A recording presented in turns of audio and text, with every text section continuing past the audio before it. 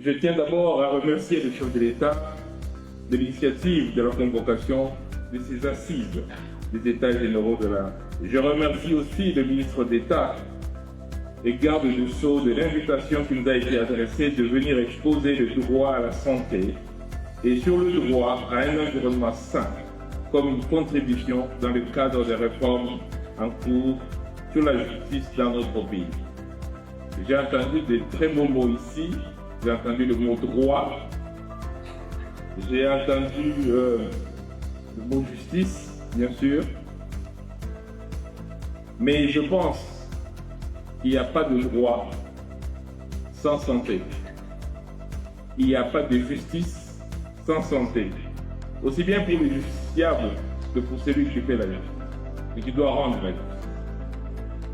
Le droit à la santé et le droit à un environnement sain font partie des droits sociaux fondamentaux qui sont garantis dans notre Constitution en ses articles 47 et 53 et que l'État doit organiser et surtout l'État doit éveiller.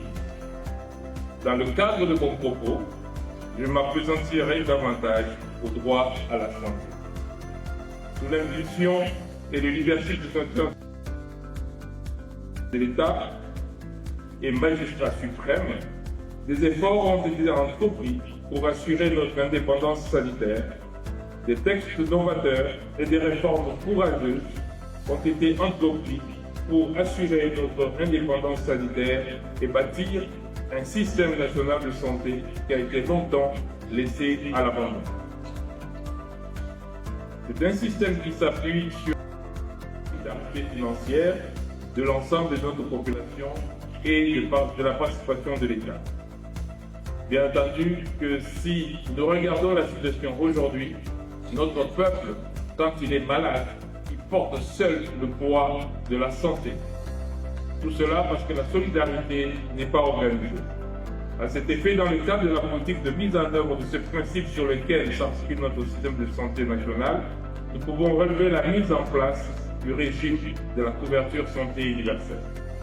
Dans le cadre de mon propos sur la mise en œuvre de la prise en charge sociale et sanitaire pour tous dans le secteur judiciaire, je voudrais m'appesantir sur le régime d'assurance obligatoire tel que prévu à l'article 6 du décret numéro 22/13 du 9 avril 2022 portant organisation et fonctionnement d'un établissement public dénommé Fonds de solidarité de la santé, FSS en sigle, en application des dispositions du article 129, alinéa 2 de la loi numéro 18/035 du 13 décembre 2018, fixant les principes fondamentaux relatifs à l'organisation de la santé publique, et 70 de la loi numéro 17/002 du 8 février 2017, déterminant les principes fondamentaux relatifs à la mutualité, tels que modifiés à ce jour, qui comprend 4 sous-régimes, à savoir 1. L'assurance maladie obligatoire des agents publics de l'État. 2. L'assurance maladie obligatoire des travailleurs régis par le Code du travail, retraités et actifs.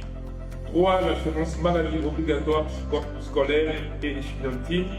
Et 4. L'assurance maladie obligatoire des travailleurs du secteur informel.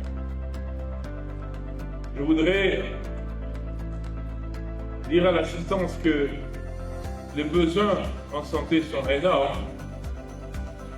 Si la solidarité était organisée, et nous sommes en train de l'organiser, le poids que peserait le système de santé serait beaucoup plus bas que dans les conditions actuelles.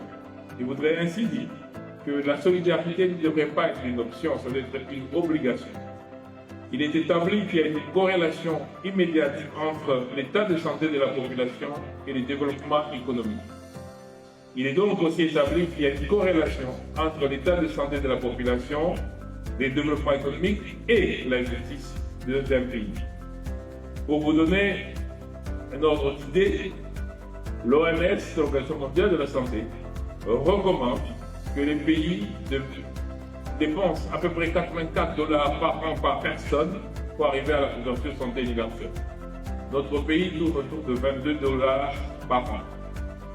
Ce que je voudrais surtout rassurer notre population, c'est que, et donc nos magistrats et tous ceux qui sont dans la justice, c'est que si nous arrivons à $13 par de cotisation par famille par an, nous pourrions couvrir tous les besoins de base de santé de notre population. Et bien entendu, si nous y ajoutons un complément de $3, on devrait couvrir les besoins complémentaires, notamment tout ce qui est les maladies chroniques, comme le cancer, comme l'hypertension artérielle ou le diabète.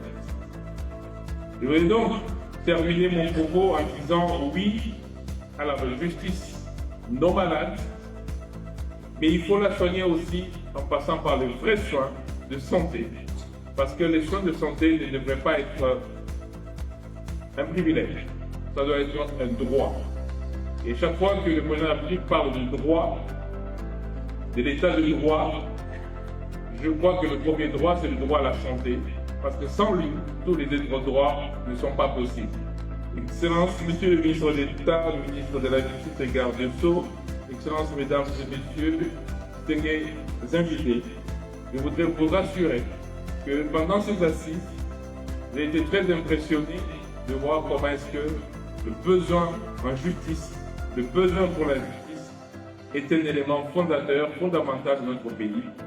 Je voudrais relier ce besoin-là à l'état de droit, en sachant que le premier droit, c'est le droit à la santé, comme je l'ai dit. Je vous remercie.